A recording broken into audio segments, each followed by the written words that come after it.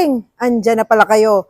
Kahit magandang araw sa inyo at andito na naman tayo upang mag-unbox na isa pa nga Sarsilmas unit natin. Isa to sa mga Sarsilmas na mga pistols. Ayan.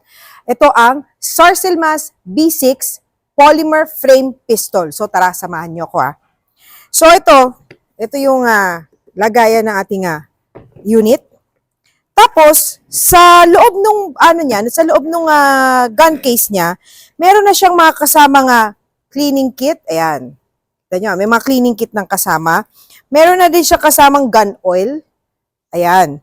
Tapos, meron siyang kasamang dalawang 17 rounds na magazine. So, tara, pakita ko na sa inyo yung ating unit.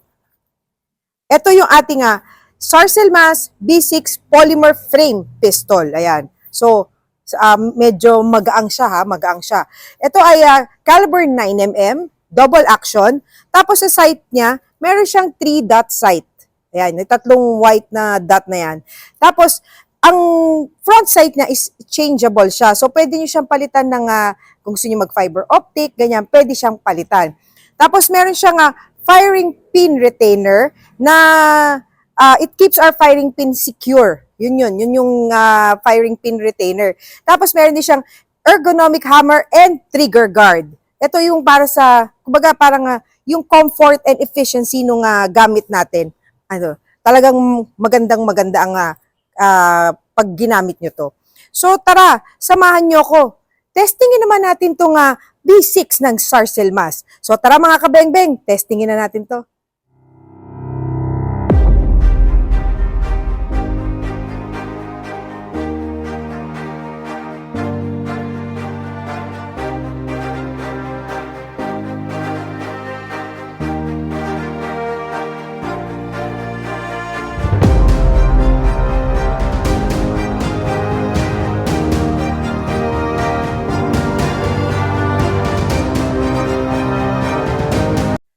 So ito na mga kabeng-beng, testingin na natin itong B6 ng Sarsilmas. Alam nyo, magaang siya, magaang talaga.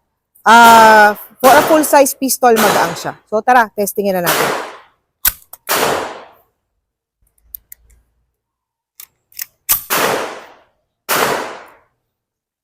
Firing.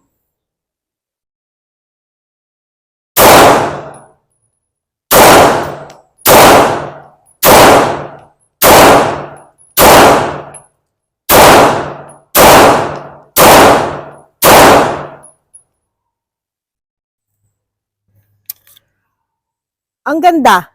Ang ganda. Tsaka magaang kasi siyang iputok. Yung mismong baril natin, magaang. Tapos magaang din siya iputok. So, tara, pakita ko sa inyo yung tama nung B6.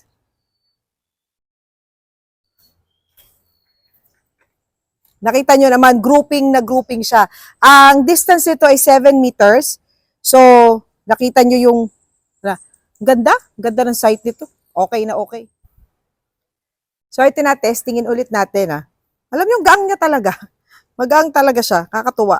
Tsaka, kita nyo naman kanina, diba, yung sight niya, yung pagkaka-grouping niya, ang ganda-ganda. So, tara, isa pa.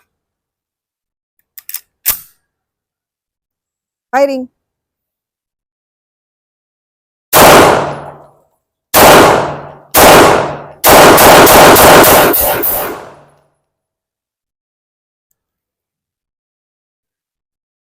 Ang gaan niya talaga iputok. Maganda talaga to. Tapos ito mayroon siyang safety dito. So, ganda. Ganda talaga ng mga pistol ng Sarsilmas. So, pwede pang carry, pwede pang, actually, pwede siya rin panlaro, diba?